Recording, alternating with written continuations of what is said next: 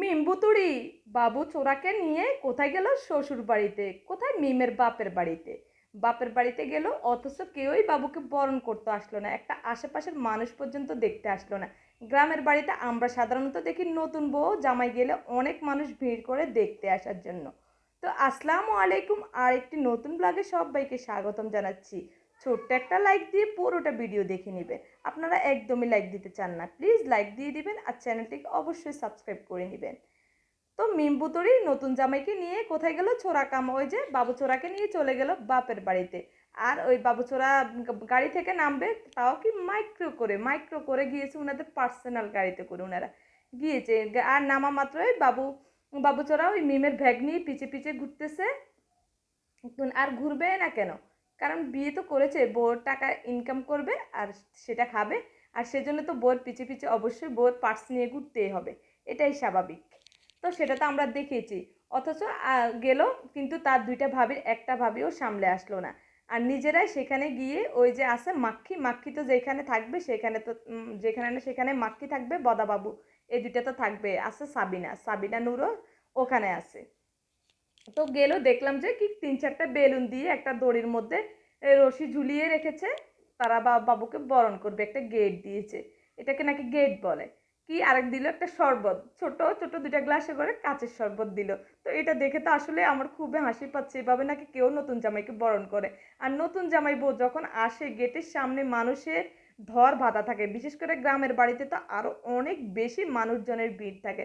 অথচ আশেপাশের একটা কুত্তা পক্ষীকেও আমি দেখলাম না। আপনারা কি দেখেছেন নাকি? অবশ্যই কমেন্টে বলবেন। আমি তো কোনো কুত্তা পঙ্খী কাউকেই দেখলাম না, একটা পাকপাখালিকেও দেখলাম না। মানুষ তো দূরে থাক, ওদেরকে দেখতে আসবে। তো এটা দ্বারা কি বোঝা যায়? যে আসলে এরা হচ্ছে সমাজের বাইরের লোক, এদেরকে দেখতে কেউই আসবে না, এদের সাথে কেউই মিশে না।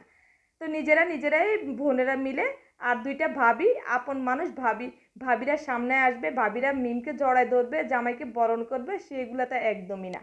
টোটালি কোনো রকম কিছুই দেখলাম না, আশেপাশের কোনো মানুষজন আসলো না। তো নিজেরা পিঠাটা কাটলো, কেটে কী করলো, 2 গ্লাস শরবত দুজনকে খেতে দিল, তাও একদম ছোট্ট একটা সাদা কাঁচা গ্লাসগুলাতে করে, আগের যুগে যে গ্লাসগুলো দেখতাম ব্যবহার করে ওইগুলাতে করে। তো খেয়ে তারপর আসলো নিজে নিজে। যে কতটা আসলেই খারাপ লাগতেছে এটা, যে একটা ভাবিও তাদের সামনে আসলো না, একটা ভাবিও নতুন জামাইটাকে বাবু চোরাকে বরণ করতে আসলো না। তো আসলে এরা সমাজের বাইরের লোক, আর বিশেষ করে বদাপাপ্পি, এটা তো আসলে আস্ত একটা শয়তান। আর তার বউ মাক্ষী, মাক্ষী যেখানে থাকবে সেখানে তো অশান্তি ঘটবে। আর এই 2 বোনকেও সংসার ঠিকমতো করতে দিবে না। যারা এই মাক্ষীর বুদ্ধিতে চলবে, এই তিশা মাক্ষীর বুদ্ধিতে যারা চলবে, তা তিশা মাক্ষী সবসময় শুধু উল্টাপাল্টা ভুলভাল বুঝাবে, মানুষের সংসার নষ্ট করবে। এই যদি সাবিনা আর এই মিম যদি মাক্ষীর কথা মতো সবসময় চলে, তাহলে এদের সংসার একদমই টিকবে না, এবারও সংসার করতে পারবে না এরা। তো যাই হোক, তো গেল, নেমে গিয়ে ওই যে কি দেখলাম, মা শাশুড়ি মাকে সালাম করতেছে, সোরা বাবু সালাম করতেছে।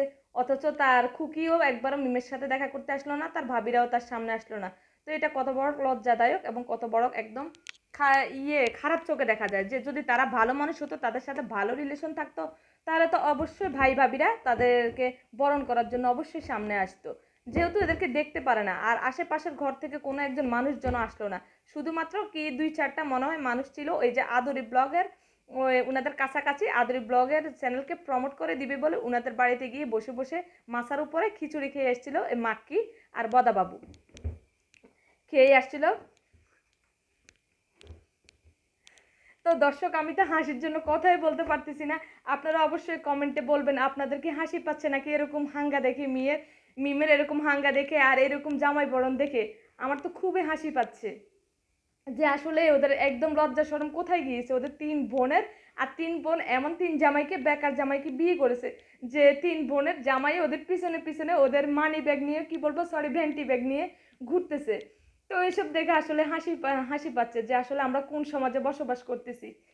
তো ওই যে বললাম, আদুরি ব্লগের আদুরি চ্যানেলকে প্রমোট করবে বলে এই মাক্ষী বদাবাবু সহ ওই মাথার উপরে বসে খিচুড়ি খেয়ে এসছে। তো কি করবে, সেজন্য ওরা একটু আর কি একটু সম্মান দেখাচ্ছে আর কি, 2-4টা লোকজন আর কি। তা না হলে আর কোনো পাকপঙ্খী, ওই যে বললাম প্রথমেই, কেউই আসলো না ওদের সাথে দেখাশোনা করার জন্য।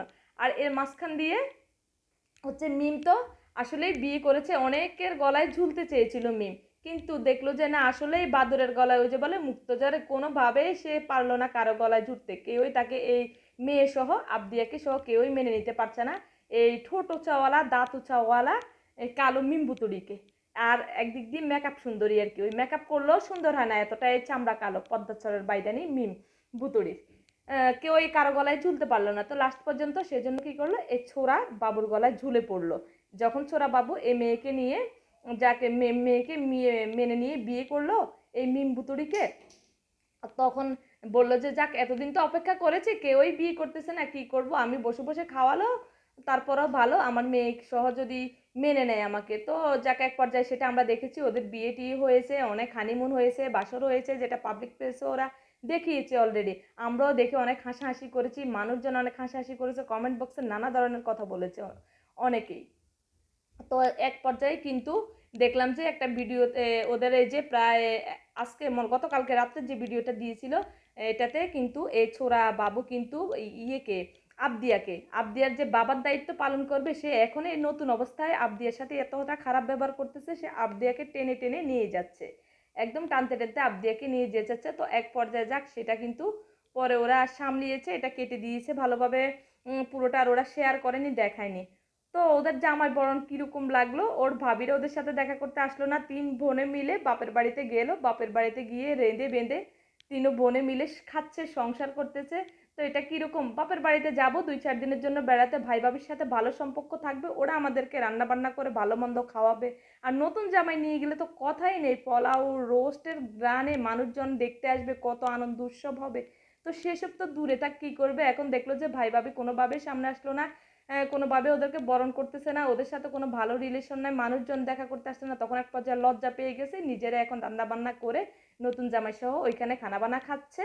আর ওই যে দেখলাম ছোট একটা বাচ্চাকে মিষ্টি দিতেছে, বলতেছে বা বদা বাপ্পি বলতেছে ওদের নাকি অনেক বেশি লজ্জা। আরে লজ্জা না, তোরা তো সমাজের বাইরের লোক, তোদের হাত থেকে তাই তারা মিষ্টি নিচ্ছে না, তোদেরকে কেউ দেখতে আসতেছে না, এটা কি তোরা বুঝোস না?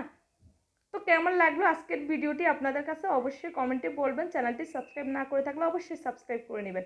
আবারও নতুন কোনো ব্লগ নিয়ে হাজির হয়ে যাব, সে পর্যন্ত আল্লাহ হাফেজ।